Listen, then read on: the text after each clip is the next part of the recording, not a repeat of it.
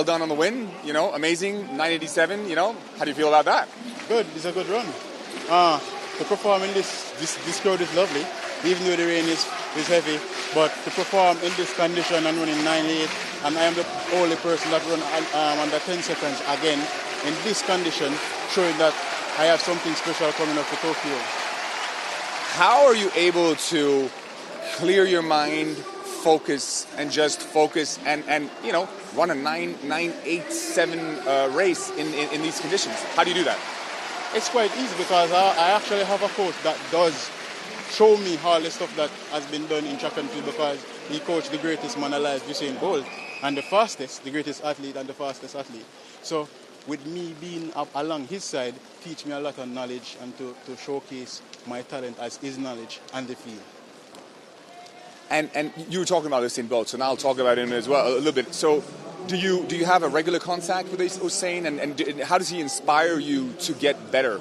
You have to understand that his inspiration is the coach, and his coach is my coach, so I get a lot of inspiration from the coach. So I don't really need inspiring from Usain, but I will take it because he's the legend. Why not? He can give me little tips because he is the GOAT in track and field. And the road to actually go towards winning, the Diamond League in general, how do you manage that? To be able to win the full Diamond League on a season. Are you looking for that? Are you looking to go in that direction or not? I don't think so. I think Tokyo. This is my last, and then Tokyo. All right, viewers and subscribers, welcome back to the channel. Thanks for joining us in another one here on the coach's desk. And as you might be aware, for Oblique Seville. But before we get into the details, please like, share, and subscribe. And first I want to congratulate the athletes who went out there in that horrible condition and they actually competed. And I'm so happy that we have not heard of any casualty, especially with the 110 hurdles and the 100-meter hurdles for women and the steeplechase. And then the sprints coming off that turn, the 4 hurdles. I must salute the athletes. Finishing this event with the condition that it was injury-free, salute to them. Trust me, the conditions were horrible. And I can imagine how the 4x1 meters persons are going to go out and deal with it. Horrible. But nonetheless, the athletes, even some probably might be sore or whatever, but the fact is that they would have ended injury-free. That is the key. You get what I say? Yeah, man. All right, so people, Oblique Seville did it again. Easily. Brushed aside Noah Lyles. He was the only one. Hey, yo, you see the margin of victory, people? You see the margin of victory from Oville? Yo, the boss come out, and the boss get a start there. Yo, me I tell you, you see that start there? And the acceleration there? Yo, me I tell you, say Oville, this a robot, when you look upon it, But me glad say all 8 men still finish injury-free given the conditions. I'm happy. Seeing? Now I look disappointed, of course. 10:02. Akeem Blake got a brilliant start as well, 10:02 as well, too, Yo, Akeem, when you get a start there, Akeem? Keep it up, Akeem. Keep it up. See, Akeem a defeat all Simbini there. Simbini, what go on? 10:05. Zarnell used inconsistency that I told you guys about. 10:09. Brandon Icklin, 10:20. Courtney Lindsay, 10:27. And Timothy, 10:41.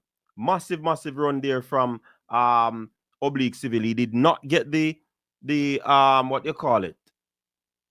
The meet record by Johan Blake, 9:69. That would have been pushing it. Yeah, but trust me. Negative 0.3 meters per second. I think this is an excellent execution. It wasn't even close between him and Noah Lyles. Kishi Oblique does get out and destroy every single man in this race. Every single one of them. Not even close. And this is indicative of the fact of where Oblique Seville is this season. And I can swiftly say, no, this race is gonna be between Oblique and Kishian, Yeah, man. Irrespective of what persons are saying, it's gonna be between Oblique and Kishian. Seeing? Oblique has a personal best of 981.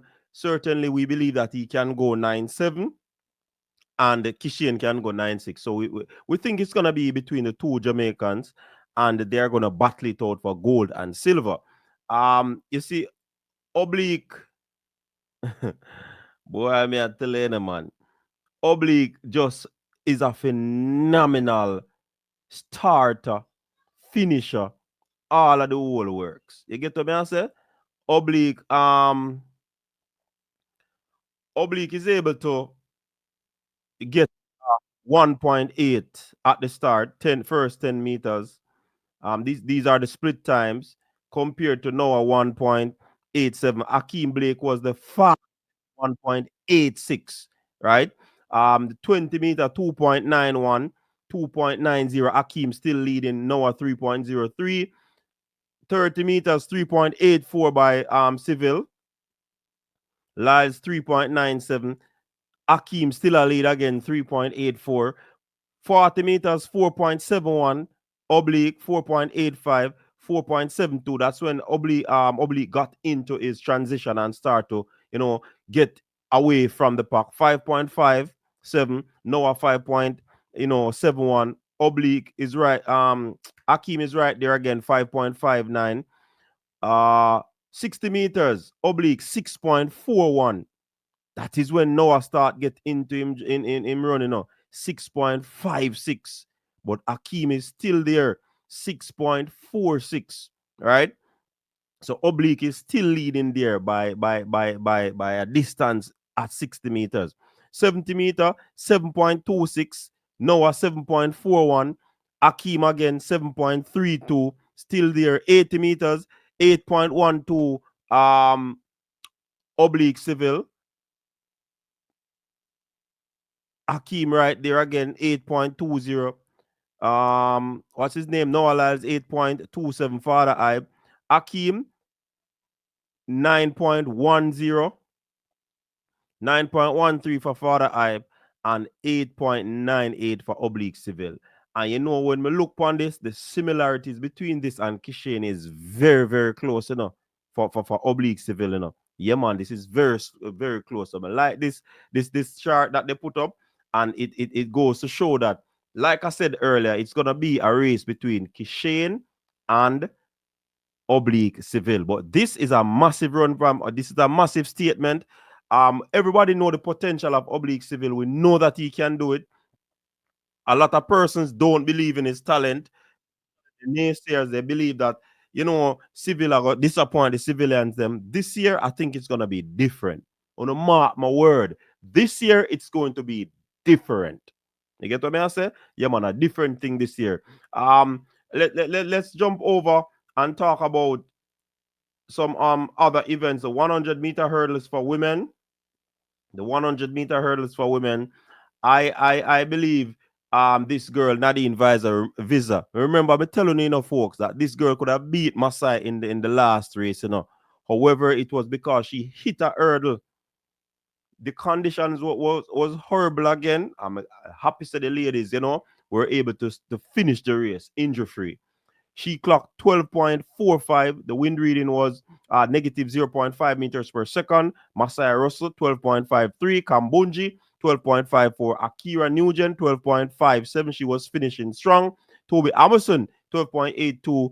Alasia Johnson, 12.94. Megan Tapper, 13.04. Kenny Harrison, 13.20. I think most of these ladies wanted to just finish the race and finish it without getting hurt, and that transpired. In the 400 meters,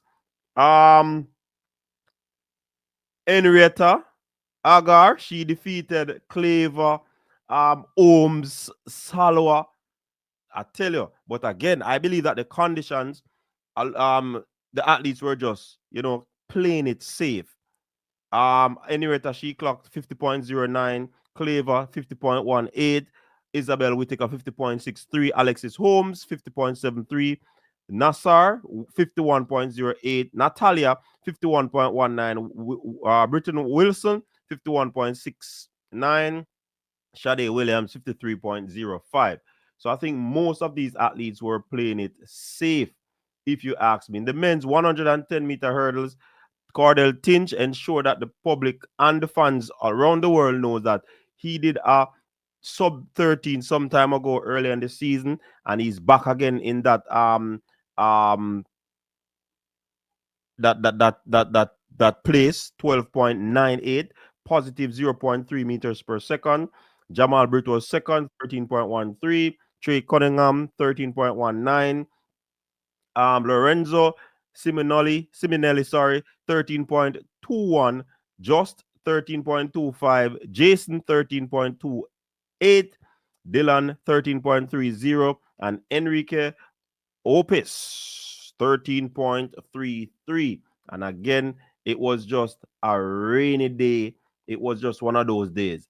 In the women's 200 meters, Brittany Brown, she took the wind reading negative 0.5 meters per second, 22.23, ahead of Favor of Feely, 22.31.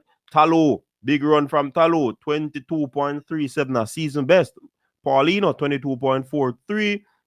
Dina Asha Smith, 22.64. Mackenzie Long, 22.69. Daryl Nita, 22.73. And Leonie Pointet, 23.23. And I mean, that's a wrap on this meet. Like I said, I'm so happy that the athletes actually finish injury free, because the condition out there are nice, and it's close to the championship. So it's a good look. But Oblique Seville made a statement in the conditions, because what I'm hearing is that sometimes Tokyo will have rain, and if he can make a statement in a condition like this, then it argues well. So let us see what will transpire from this, people. I believe that Oville is indicating that he's a real threat this season. What say you? Until next time, stay safe. Peace.